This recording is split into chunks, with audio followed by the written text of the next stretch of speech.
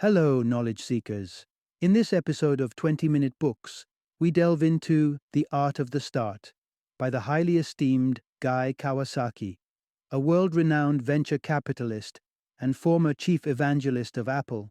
Kawasaki currently serves as the chief evangelist of Canva, an online graphic design tool. His book, The Art of the Start, is an essential guide for anyone preparing to launch a business, be they entrepreneurs or individuals within a startup or small company.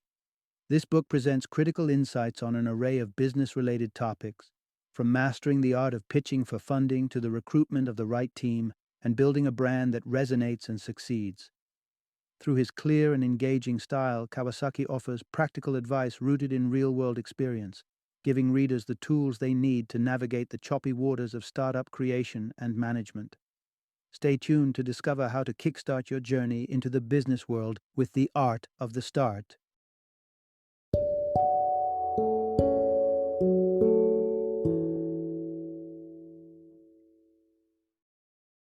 The Art of the Start, the time-tested, battle-hardened guide for anyone starting anything.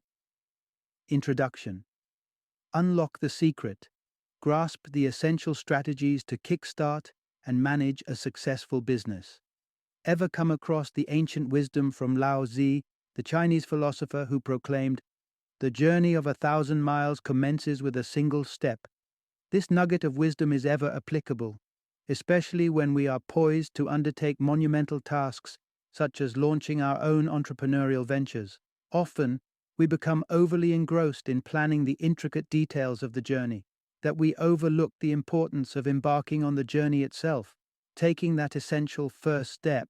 In light of this, our focus won't be on delving into a comprehensive dissection of every managerial tool needed to commence and maintain a business. Rather, we aim to equip you with the crucial knowledge and guidance required to confidently take that all-important first step. Among other insights, you'll gain an understanding of how to effectively pitch for financial backing and, more importantly, how to endure even when the financial backing doesn't come through. You'll delve into how companies can strategically position themselves for success and build influential brands. As our journey together unfolds, you'll uncover why hiring someone smarter than yourself should be seen as an opportunity rather than a threat. How IBM managed to seize control of the computer market from dominant competitors, and the secret ingredient behind the contagious popularity of some products. Part 1. The Call to Entrepreneurs. Seek to create significance, not wealth. The allure of launching one's own enterprise entices many. Often, the impetus behind this intrigue springs from the aspiration to amass wealth swiftly. However, this mindset is misguided. The core objective of entrepreneurship should pivot around creating significance, not accumulating wealth. As entrepreneurs, the true achievement lies in fostering a service or product that plays an integral part in enhancing the world we inhabit. Creating significance serves a dual purpose. It advances the world while simultaneously acting as a pivotal element underpinning your enterprise's success. Without it, achieving the top echelon in entrepreneurship turns into an uphill battle. The motivation driving you and your team is intensified when wealth is relegated from being the ultimate target. So how does one imbue this sense of significance? Craft a concise yet compelling mantra that encapsulates it. A mantra, frequently repeated, serves as a reminder to employees of the raison d'être of the company. Case in point, Nike's mantra is authentic athletic performance, while Disney resonates with the mantra, fun family entertainment. At first glance, the role of a company's mantra might seem synonymous with that of a mission statement. However, a mantra deviates by being more succinct, direct, and ultimately more memorable. Take Coca-Cola, for instance. Their mission statement states, "The Coca-Cola Company exists to benefit and refresh everyone it touches." Quite verbose, don't you think? But if we were to encapsulate the same sentiment into a hypothetical mantra, it could be something like, "Refresh the world." Far more catchy and easier to internalize. Part 2. Steer clear of business chaos. Prioritize the establishment of milestones, verification of assumptions, and task definition. Chaos is a common state of affairs in numerous startups. Often there's a foggy understanding of the enterprise's direction and the rate at which it's progressing. Ensure that your company sidesteps this pitfall. To achieve this, harness the power of the MAT framework: milestones, assumptions, and tasks. To kick off, pinpoint your milestones to track progress in a tangible way. These milestones represent the pivotal events paving your way to success, such as delivering key objectives or making critical decisions. Consider the journey of a startup. The first milestone could revolve around achieving a proof of concept for the product or service, demonstrating its feasibility. This milestone paves the way for the subsequent one, finalizing a functional prototype, followed by raising the necessary funding to churn out the initial batch of products. This process ensures that each critical event is pre-plotted, paving a clear roadmap. However, it's crucial to keep in mind that reaching these milestones isn't guaranteed. You must adopt a realistic perspective regarding the business-related assumptions you're leaning on. Hence, it's wise to compile a list of assumptions that may sway your ability to accomplish your milestones and regularly evaluate if they're still applicable. If they don't hold up, timely adjustments are necessary. Imagine you're in the process of launching a tailoring shop, with the assumption that textile expenses will set you back by $1,000 a month. Suddenly, your suppliers hike their prices, escalating your monthly textile expense to $2,000. In such a scenario, you'd need to swiftly adapt, either by sourcing new suppliers or amending your pricing structure. Lastly, enumerate the tasks crucial for achieving your milestones. Tasks related to product production, sales, and support. This list might include tangential yet vital tasks such as securing office space or managing employee insurance policies. It's imperative that these aspects are handled proficiently. Part 3. Carve out a clear and relatable position for your company to engage customers effectively. A common stumbling block for emerging startups is positioning, how the company is perceived by its customers. However, positioning doesn't have to be daunting. What matters the most is its capacity to articulate a clear response to the question, "What do you do?" Mastering an effective answer and communicating it to the market offers customers a compelling reason to choose your product. So, what's the recipe for crafting exceptional positioning? The initial phase of positioning lies in ensuring your company's mission resonates with and is understood by your customers. The heart of your business should strike a chord with their fundamental needs, making it evident that your enterprise exists primarily to meet these needs. In addition, your positioning should be tailored to specifically address your target customer segment. For instance, if your company trades in security software for banks, which positioning statement would you gravitate towards? Enhancing the security of websites or minimizing the risk of online transaction fraud for commercial banks? Undoubtedly, the latter connects more powerfully with the target customers. A secondary aspect to effective positioning is ensuring it feels personally relevant to each customer. For example, if you've developed a revolutionary sunblock, your positioning shouldn't state, "can reduce global cancer rates by up to 3%. Rather, it should affirm, "protects you from melanoma." The latter statement directly appeals to the individual customer, underlining the value the product holds for them. Part 4. Master the art of pitching. Express what your company does and highlight why it matters. It's no secret that an entrepreneur's dream falls flat if she's the only one excited about her venture. Therefore, the skill of pitching, creatively presenting your business idea to generate excitement in others, emerges as a vital aspect of entrepreneurship. To execute a pitch effectively, bear in mind a few key principles.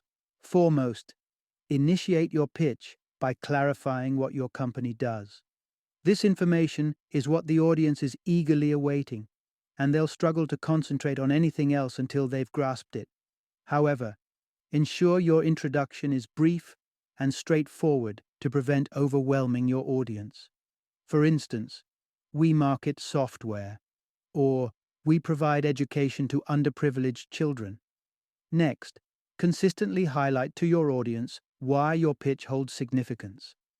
Bear in mind, the audience isn't privy to your domain knowledge or expertise, so the importance of your statements may not be instantly clear to them. If you're an authority in audio technology, you may confidently announce, "Our hearing aids leverage digital signal processing." Yet, to a gathering of investors, this statement may bear little relevance. To bridge this communication gap, adopt the habit of asking, "So what?" after every point you plan to make in your pitch. Then prepare to respond to that "so what" with a handful of lucid, relatable examples. Continuing with the earlier example, if you intend to state, "Our hearing aids utilize digital signal processing," ask yourself, "So what?" Your response could be, "Because our hearing aids amplify sound clarity." Substantiate your point with a real-world instance to underline its significance. For instance, even amidst the hustle and bustle of a lively party, you'd be able to engage in clear conversations. This benefit resonates universally, making your pitch instantly relatable. Part 5. A thoughtfully crafted business plan is an essential tool for every startup. The classic adage, "Failure to plan is planning to fail," rings undeniably true when it comes to business. Typically, companies rely on a business plan, a comprehensive written document outlining objectives and strategies to achieve them. Given the formal nature of the business plan, startups grappling with countless uncertainties might perceive it as a burdensome exercise. However, it indeed offers several advantages. The primary reason being, it's an inevitable requirement your stakeholders will ask for, even if they might not peruse it in detail. You can bid goodbye to your dreams of wooing potential investors if you don't have a business plan in hand. Moreover, the process of formulating the business plan brings its own set of perks. First, your team must collaborate to draft it. This exercise can either unify the team or reveal if it's a group of people you'd rather not work with, a realization that could potentially spare future heartaches. In addition, authoring the plan can often spotlight potential hiccups and future challenges that might otherwise remain unnoticed without formal planning. You might discover, for instance, an overlap in team roles or a lapse in planning customer service strategies. So, what's the secret to crafting an effective business plan? Zero in on the executive summary, a succinct 4-paragraph synopsis of the plan. This will be the first section people delve into, and if it fails to impress, they won't venture beyond. A compelling executive summary lucidly outlines the problem your business aims to solve, your proposed solution, your business model, and the unique spark your product or service embodies. Upon crafting your executive summary, perform this quick quality check, print it out and read it. If it evokes the curiosity to know more, you've nailed it. Part 6. If securing external funding is challenging, make cash flow your prime focus. Investors pumping funds into early-stage startups is a familiar narrative, but bootstrapping, operating without any outside investment, can also be a viable strategy to establish a startup. Successful bootstrapping hinges on prioritizing cash flow, earning money and getting it into your bank account, which is crucial to cover recurring expenses such as bills, rent, and salaries. This implies you should rank sales and projects by their payment timelines. For instance, if a client proposes a 6-month website design project, but your company's cash shortage threatens bankruptcy in 2 months, you have 2 choices: decline the project or insist on a part payment upfront. Another tactic to improve cash flow is to delay expenditures. Achieve this by negotiating better payment terms with suppliers, allowing you to avoid paying the entire amount upfront. When it comes to enhancing cash flow, waiting for your product to reach a perfect state before releasing it isn't feasible. You risk bankruptcy while ironing out all minor issues. Instead of subscribing to the fix it, fix it, fix it, ship it mentality, switch gears to ship it, fix it, ship it, fix it, ship it. This strategy will not only boost immediate cash flow from sales, but also provide valuable customer feedback on your product. One downside to this approach is the inevitable suboptimal quality of your product, which could tarnish your company's image in the market. To minimize this risk, Consider launching your product in a limited geographical area or market segment initially. This strategy helps contain any potential reputational damage. However, remember that product safety isn't negotiable or amendable post-launch. It must be ensured before even the initial sale, as safety glitches can inflict irreparable damage to your reputation. Part 7. Building a successful team requires hiring individuals more capable than you and letting go of underperformers. Irrespective of the business sphere you operate in, the key to a thriving company is assembling a proficient team. So, how can you create this powerhouse team? Firstly, don't shy away from hiring someone who outperforms you. This approach is critical to ensuring success. Consider this scenario. If every team member only hires someone less competent than themselves, the team will inevitably be packed with underperformers. Borrowing a line of thought from Steve Jobs, if B-level employees hire C-level ones and C-level ones hire D-level ones, it won't be long before your company is populated with Z-level performers. Instead, the goal is to foster the humility to acknowledge that there are people more skilled than you and have the self-confidence to bring them on board regardless. Secondly, identify underperformers in your team and let them go. This might sound severe, but retaining them is a luxury you can't afford. Every employee entails a cost in terms of salary, workspace, and managerial time. If these resources are expended on the wrong person, they become a wastage. Swift actions are necessary to rectify these scenarios. How can you spot underperformers? Implement a practice of setting personal milestones for each new hire and establish a review period to evaluate their performance against these milestones. For instance, for a newly hired sales representative, their milestones might entail successful completion of training, creation of a client database, and execution of the first 10 sales calls. The initial review period should span approximately 90 days, providing enough time for both the employee and the company to familiarize with each other and make an informed decision about continuing the association. Part 8. Successful partnerships yield tangible financial advantages. Startups have to evolve from their initial phase. They either expand or dissolve. One strategy that can facilitate the growth of your startup is forging partnerships with other businesses. Let's delve into a few crucial elements that contribute to a successful partnership. First and foremost, practice discernment. Only entertain partnerships that have a positive impact on your financial projections. Essentially, your partner should enable you to, for example, cut costs, hasten product development, or penetrate a new market. The benefits must be palpable. For instance, in its nascent stage, Apple forged a partnership with the Aldus Corporation, the creator of a desktop publishing program named PageMaker. Apple required a killer application compatible with its computers, while Aldus was searching for a platform to market its software. This partnership spurred the growth of both companies. However, even with a financially sound partnership, ensuring cooperation between two organizations is a challenging feat. To address this, assign a champion within your company who will take sole responsibility for the partnership's success. With shared responsibilities, the likelihood of substantial progress dwindles. The chosen champion should be a firm believer in the partnership's potential and hold enough authority to coordinate all departments within the company to fulfill their roles. Lastly, despite the mutual benefits that a partnership should bring, it's crucial to have an exit plan. Circumstances may change, and when the time comes to part ways, both partners should have a clear understanding of how to conclude the collaboration.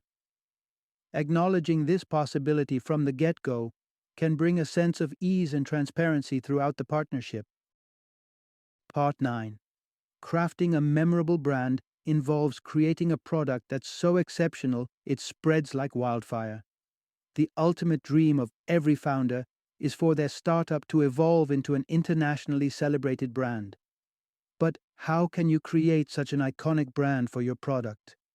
The key lies in designing products that are infectiously appealing, products that inspire people with the fervor to try them. Developing such products is undoubtedly challenging, but they usually have a few common characteristics. First, These products are inherently cool. Take the example of the iPod. Its success can be partly attributed to being the first stylish MP3 player. Second, these products are efficient. They excel at what they are designed to do. The TiVo, for instance, became a benchmark digital video recorder due to its effortless functionality of recording TV shows. If it had been complicated to operate, it likely wouldn't have achieved its iconic status. Third, these products are unique. They stand apart from the competition. Think about the Hummer. It's virtually impossible to mistake it for any other car. However, even with a captivating product or service, building a recognizable brand requires more. You need to establish a community of users around your offerings. These communities offer assistance to users and enhance their experience with the product or service. Take Coca-Cola, for example. Their devoted fan base initiated a Facebook fan page that amassed over 1 million followers. If your users don't spontaneously form a community, you can jumpstart the process. Find your most passionate customers and request them to shape the community on your behalf. They'd likely be more than willing to lend a hand, especially if you provide a budget for promotion and community activities and assign a representative from your company to oversee the process. Part 10.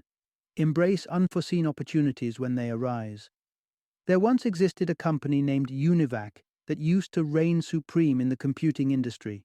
However, they committed a pivotal mistake. They envisioned their computers as advanced tools solely for scientists, and as a result, manufactured machines geared towards intricate scientific computations. Meanwhile, another company recognized a burgeoning interest from businesses in computing and started creating machines tailored for this emerging market. Univac may have faded into oblivion, but the latter company surely rings a bell. It's none other than IBM. What should we take away from this? Maintain an open mind and hunt for potential customers and applications for your products beyond the obvious. When you observe that your product is being utilized by unexpected customers or in a manner you hadn't anticipated, refrain from panicking. Instead, seize this golden opportunity for growth. Don't repeat Univac's blunder. Another asset to possess is the readiness to shift your focus if your primary target customers prove elusive. For instance, an ideal customer for any startup would be a renowned company that can act as a reference for future sales. However, these prestigious companies are inclined to only purchase from other established companies, making it an uphill battle for a startup to persuade them otherwise. If your ideal customer remains oblivious to the value your product offers, let them go and refocus on customers who are open to experimenting with your product. Final summary. The central takeaway from this book: initiate companies with the purpose of creating significance, not simply earning profits. With an emphasis on generating cash flow and leveraging unanticipated market opportunities, your business can flourish without the reliance on external funding.